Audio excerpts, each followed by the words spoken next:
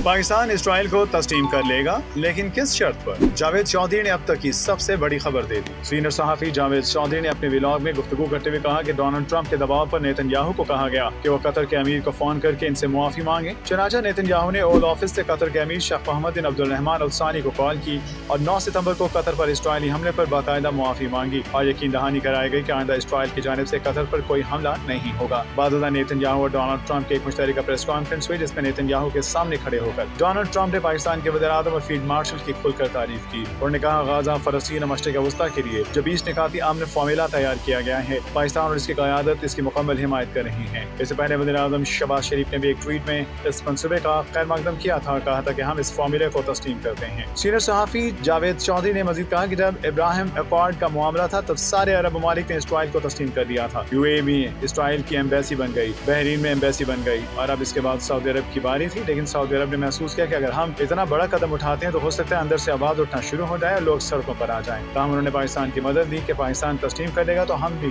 करेंगे। पाकिस्तान ने भी कहा कि जब तक सऊदी अरब तस्लीम नहीं करता हम इस मामले में नहीं पड़ेंगे। कॉन्फ्लिक्ट अरबों का और यहूदियों का है, हमारा नहीं। अगर सऊदी अरब मान जाता है तो हम इसके इत्तेहादी हैं, हम भी ये फैसला करेंगे। जावेद चौधरी का मजीद कहना था कि मुझे लगता है पाकिस्तान और सऊदी अरब इसराइल को तस्लीम कर लेंगे, लेकिन शर्त ये होगी कि फलस्तीन की आज़ाद रियासत कायम हो।